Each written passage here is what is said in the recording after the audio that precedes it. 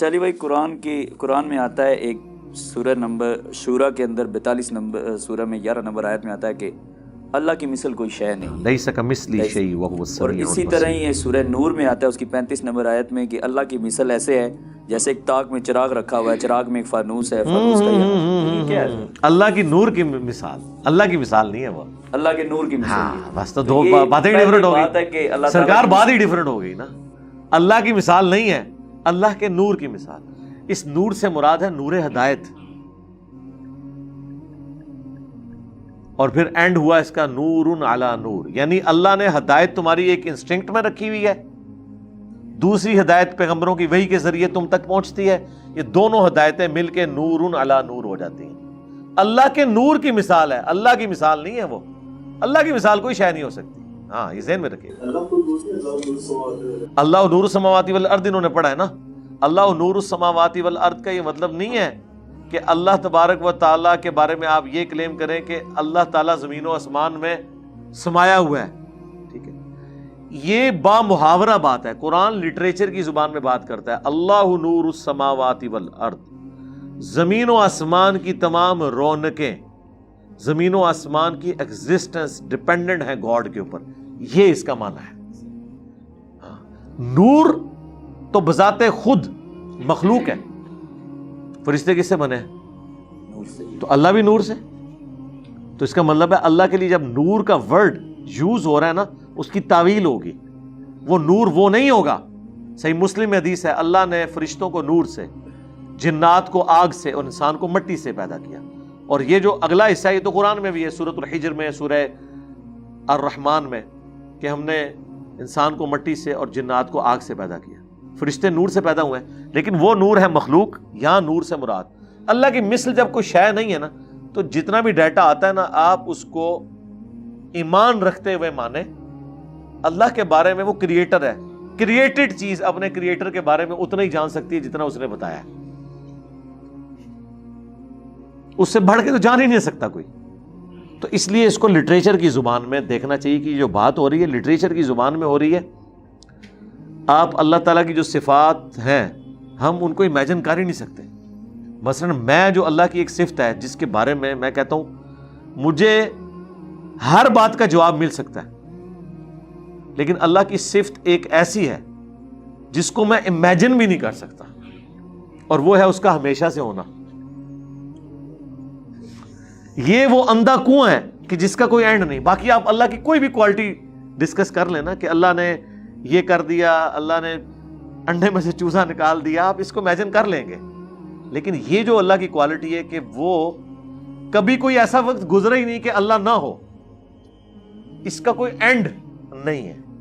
اچھا، لیکن اس کا دوسرا اینڈ جو ہے وہ بھی انبلیویبل ہے، حیران کن ہے کہ اللہ ہمیشہ کے لیے، لیکن اس میں ہمیں صبر آ جاتا ہے کہ ہمارے ساتھ بھی انشاءاللہ یہی ہونے والا ہے، ہمیں بھی اللہ نے ہمیشہ کے لیے بنایا ہے انشاءاللہ تعالی جنت میں رہنے کے لیے۔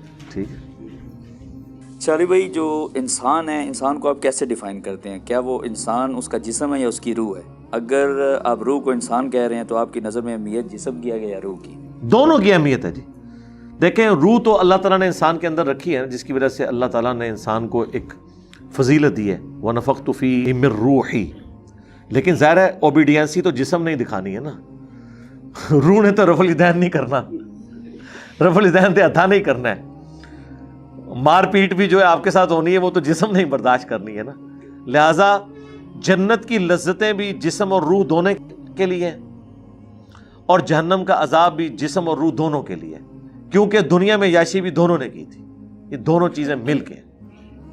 اچھا علی بھائی، یہ اسی سے آگے سوال یہ بنتا ہے کہ جو روح ہے، تو اگر روح تو ہے وہ تو نظر بھی نہیں آتی اور فزیکل چیز بھی نہیں ہے، ٹائم اور اسپیس سے آزاد ہے، تو روح کو کیا؟ نہیں، ٹائم اینڈ اسپیس سے آزاد نہیں ہے، روح اللہ کا امر ہے، اللہ کی مخلوق ہے، جب مخلوق ہے تو وہ ٹائم اینڈ اسپیس کے اندر آتی ہے، ٹھیک ہے نا۔ تو ٹائم اور اسپیس سے آزاد صرف ایک ہی ہستی ہے، وہ اللہ کی ہے، تو یہ روح جس پہ نہ وقت گزرتا ہے۔ جی، یہ روح کبھی مرتی نہیں، یہ ہمیشہ زندہ رہتی ہے؟ نہیں، روح اللہ تبارک و تعالیٰ نے پہلے جب پیدا کی تو اسے ڈورمنٹ پوزیشن میں کر دیا، وہ ہماری پہلی موت تھی، اس کے بعد ہمیں پہلی زندگی دنیا میں اللہ تعالیٰ نے دی, پھر ہماری دوسری موت آئے گی جو دنیا سے ہم ایگزٹ کریں گے, اور پھر دوسری زندگی ہوگی آخرت میں. تو روح ایک سٹیج سے دوسری سٹیج میں ٹرانسفر ہوتی ہے, لیکن اس طرح نہیں کہ کسی دوسرے بندے میں چلی جاتی ہے. مرنے کے بعد علیین اور سجین میں جائے گی. تو کیا ہم یہاں پہ اگر کچھ مطلب جیسے لوگ دعا کرتے ہیں تو کیا روح کا بھی وہی معاملہ ہے کہ بنا اللہ کے اذن کے وہ کچھ سن نہیں سکتی یا کچھ اس کو پتہ نہیں چلتا؟ ظاہر ہے ہر چیز ہی اللہ کے اوپر ڈیپینڈنٹ ہے جی, یہ تو امپاسبل ہے. چلیے بھائی, جو نیکسٹ کویسچن ہے وہ یہ ہے کہ جیسا کہ ابھی کچھ کویسچنس پہلے بھی ہم نے اسی طرح کا ایک سوال پوچھا تھا, اس سے ریلیٹڈ ہی ہے کہ نیئر ڈیتھ ایکسپیرینس اکثر ہوتا ہے. کچھ لوگ کوما میں چلے جاتے ہیں یا مرنے کے قریب ہوتے ہیں. بعض لوگ یہ اپنے اکثر یہ یوٹیوب پہ بہت ساری ایسی ویڈیوز ہیں کہ جس میں لوگ اپنے ایکسپیرینس شیئر کرتے ہیں. کوئی ٹنل سے گزر ہے, وہاں پہ روشنی ہے, کسی کرسچن کو بالکل مرنے کے ٹائم چرچ نظر آ رہا ہے, ہندو کو مندر اور مسلمان کو اسلام مسجد, مشرکین کو. اس کو ہم کیسے لیں گے؟ کیا اگر کرسچن کو چرچ نظر آ رہا ہے تو کیا وہ تو مرتے وقت یہی بلیو کرے گا کہ میں جس دین پہ مروں وہ سچا دین ہے؟ ایک منٹ, یہ جو اس نے ایکسپیرینس کیا ہے یہ اس نے بتایا کس کو ہے؟ نیئر ڈیتھ ایکسپیرینس سے بچ جائیں, جس طرح کہتے ہیں نا موت بچ جائیں. ہاں ادھر ہی میں لانا چاہتا, جو بچ گیا نا اس نے ابھی تک ڈیتھ کا ایکسپیرینس نہیں کیا. ہاں نزا کے عالم میں تو ہو گیا ہی نہیں ہے, وہ قریب المر گیا نا, اس نے وہ ایکسپیرینس کیا ہی نہیں ہے. وہ تو ہمیں جب بعد میں پتا چل گیا کہ بچ گیا تو اس کا مطلب ہے وہ موت کا ایکسپیرینس نہیں کر کے آیا. موت کا ایکسپیرینس وہ کرے گا جو مرنے کے بعد دوبارہ زندہ ہو. تو کوئی بندہ ہے تو لے ایکسپیرینس. تو یہ کہنا جی وہ جو کومے میں چلا گیا اتنے سال بعد ہوا تو اس کو پتہ نہیں چلا تو مرنے کا بھی پتہ نہیں چلے گا. بھئی وہ مرنے کے ایکسپیرینس سے گزرا ہی نہیں ہے. جو بندہ اس ایکسپیرینس سے گزرا ہی نہیں ہے, ٹھیک ہے جی, وہ بندہ کس طرح کلیم کر سکتا ہے بالکل ریزیمبلنس والی دو چیزیں دیکھ کے کہ دونوں ایک جیسی ہیں؟ یہ تو کر ہی نہیں سکتا. پیتل اور سونے میں فرق آپ کو چیک کرنے کے بعد ہی پتا چلے گا نا. وہ تو نیند کو بھی موت کہا گیا ہے قرآن میں سورہ زمر کے اندر. تو آپ یہ کہیں گے کہ میں موت کا ایکسپیرینس کر کے آیا ہوں؟ قرآن تو یہی کہہ رہا ہے نا. بخاری میں حدیث ہے کہ صبح اٹھ کے نبی اسلام کیا دعا مانگتے تھے؟ الحمدللہ الذی احیانا بعد ما اماتنا. تمام تعریفیں اس کے لیے جس نے مرنے کے بعد دوبارہ زندہ کیا. تو مرنے کا ایکسپیرینس تو آپ روزانہ کر رہے ہیں. تو اگر کوئی بندہ مر رہا ہے اسے کوئی اور بندہ دیکھ رہا ہے تو وہ بندہ اس وقت بول رہا ہے کہ سرکار تکلیف سے وہی گزر رہا ہے. ہاں جو کہتے ہیں نا جناب کہ جی ہم دل و جان سے آپ کے ساتھ ہیں. سرکار جب آپ لا علاج ہو کے بیڈ کے اوپر پڑے ہوئے ہوں گے نا, آپ کی اولاد, آپ کے ماں باپ, کوئی آپ کا بخار بھی نہیں شیئر کر سکتا کہ حضرت ایک دن کے لیے آپ کی تکلیف میں کاٹ لیتا ہوں, دوسرے دن کے لیے میرا کزن کاٹ لے گا, تیسرے دن آپ کی بیوی کاٹ لے گی. نہیں, تکلیف اسی بندے نے کاٹنی ہے.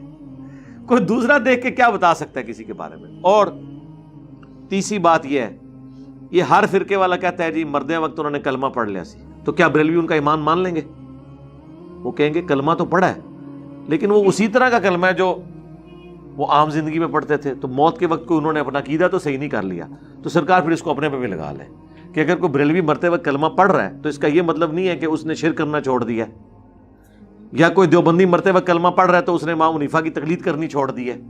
وہ اسی کے اندر رہتے ہوئے کلمہ پڑھ رہا ہے. تو یہ جو ہے نا کہ جس کا آخری کلام لا الہ الا اللہ ہوا, ٹھیک ہے, یہ جو فیصلے ہیں یہ آخرت میں ہونے ہیں, دنیا میں آپ نہیں کر سکتے. اور یہ جو کہتے ہیں نا یہ تو ہو ہی نہیں سکتا کہ ساڑھے فرقے دا نہیں ہے, وہ کلمہ کیسے پڑھ سکتا ہے؟ سرکار ہر فرقے میں موجود ہے.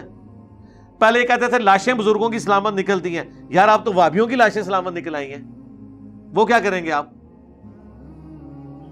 چلو باقی تو جنتی ہیں, وابی تو ہے ہی گستاخ تھوڑی نظر. کتنے کشمیر میں مجاہدین جو جماعت الدعوہ کے شہید ہوئے ہیں ان کی لاشیں صحیح نکلی ہیں, تو کیا اس دن سے بریلویوں نے اہل حدیث کو صحیح مان لیا؟ پتہ ہے وہ کیا کہیں گے؟ پہلے تو کہیں گے جھوٹ ہے, دوسرا کہیں گے ہو سکتا ہے آخری وقت جو بریلوی ہو گیا ہے. بس وہی گل ہے. وہ پروفیسر احمد فیق اختر صاحب ایک علاقے کا کوئی واقعہ سنا رہے تھے, ہمارے استاد ہیں, ہم نے ان سے بھی اکتساب کیا ہوا ہے. وہ کہنے لگے کہ کسی جگہ بعض لوگوں نے تجربہ کرنے کے لیے نا کوئی لکڑی دفنا دی, اس کے اوپر مزار بنا دیا, لوگوں نے دیگیں چڑھانی شروع کر دی. کچھ عرصے بعد اس نے کہا یہ میں نے سوشل ایکسپیریمنٹ کیا تھا کہ بھائی اس طرح مزار بن جاتے ہیں.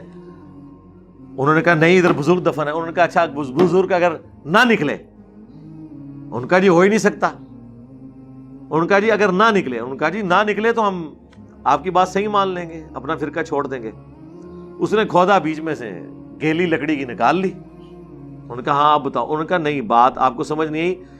یہ بزرگ جو ہے نا اس وقت بے حرمتی کے ڈر سے لکڑی کی شکل اختیار انہوں نے کر لی ہے. اور سمجھا لو نا. اور یہ میں بتاؤں اس طرح کے جو بہانے ہیں نا, یہ قرآن میں اللہ نے نقل کیے ہیں. اللہ تعالیٰ فرماتا ہے کہ یہ کہتے ہیں نا کہ آسمان سے قرآن ان کے سامنے نازل ہو اور یہ اپنے ہاتھوں سے اس کتاب کو چھوئیں کہ یہ آسمان سے نازل ہوئی ہے, تب بھی یہ ایمان نہیں لے کے آئیں گے اگر ہم نازل کر بھی دیں. اب ہونا تو چاہیے تھا کہ کافر پینے ڈال کے بیٹھ جاتے کہ یا اللہ ایک بار کرتے صحیح. اللہ نے بھی اس کا جواب دیا ہے کہ جب ہم یہ کریں گے نا, یہ ہاتھ سے چھو بھی لیں گے. سورہ الحجر میں, سورۃ الانعام میں, تو یہ کہیں گے کہ یہ چھویا تو ہے لیکن یہ ہماری نظروں پہ جادو ہو گیا ہے, اصل میں ایسا نہیں ہو رہا. تو ہاں اندروں اینج نہیں ہے. سمجھ آئی نا گل دی. ہم لوگ کہتے ہیں یار خدا کے لیے آپ لوگ ہم پہ الزام لگا رہے ہو کہ ہم جو ہے وہ ہمیں کوئی سعودیہ فنڈنگ کر رہا ہے یا ایران فنڈنگ کر رہا ہے, تو بتاؤ کوئی ویگو ڈالا نیچے کھڑا ہوا ہے, کوئی V8 کھڑی ہوئی ہے. جن علماء کی وجہ سے آپ ہم سے لڑ رہے ہیں ان ساروں کے نیچے تو یہی گاڑیاں ہیں. تو ہمیں تو آپ سے پوچھنا چاہیے کہ آپ کے علماء کو کہاں سے فنڈنگ آتی ہے, یا وہ کرتے ہیں یا آپ کے چندے کھا رہے ہیں وہ, کیونکہ کاروبار تو یہ کوئی نہیں کر رہے الا ماشاء اللہ. میں ساروں کی بات نہیں کرتا. یہاں آپ کے مولوی وہ ہیں جن کی مہینے کی تنخواہ 15-20 ہزار ہے, انہوں نے ٹوئٹا کرولا رکھی ہوئی ہے, ہونڈا سیوک رکھی ہوئی ہے, ساتھ ڈرائیور رکھا ہوا ہے. سرکار یہ کون سا 25,000 ہے, ڈالروں میں تو نہیں ہے. کہاں سے برکت پڑتی ہے؟ اس طرح کی برکت ہمیں بھی بتائیں. برکت بتا دیتے ہیں کیا لوگ ان کو دیتے ہیں کہ اللہ کی راہ میں خرچ کریں. وہ کہتے ہیں سب سے بہتر یہی راہ ہے کہ اور اپنے اپنے علماء دین کے اوپر خرچ کرو. آپ اپنے اوپر خرچ کریں. اسلام آباد میں کتنے علماء ہیں جو سائیکل پہ آئے تھے, جب مدرسے بنائے آج ان کے نیچے گاڑیاں ہیں, اور جو ڈگری ہولڈر بچے ہیں بے روزگار پھر رہے ہیں. میں بچوں سے کہوں گا جدھر بھی دال لگتا ہے لا لو, لیکن آخرت برباد ہو جانی چاہیے. میں پہلے دس دیا ہوں, تھوڑی اپنی مرضی ہے, پوری بات بتا رہا ہوں. دنیا کمانی ہے نا, ایٹ لیسٹ جو آپ کے بچے سیکولر ٹائپ ہیں ان کو تو ہم مشورہ دے سکتے ہیں نا کہ اللہ کے بندو اگر آخرت کی طرف تمہارا کوئی رجحان نہیں, دنیا ہی کمانی ہے نا, مولوی بن جاؤ, داڑھی شاڑی رکھ لو, کدھر کوئی جڑی نئی ہاؤسنگ اسکیم ہے کدھر دور جا کے ایک چھوٹا جا مہام رکھ لو, وہ پھوڑ پا لو, کدے نہ کدے اللہ نے فضل کیتا تے مسجد بن جاسی, تو انشاءاللہ کام ٹور پوے گا تھوڑا. تسی بھی انج کرو.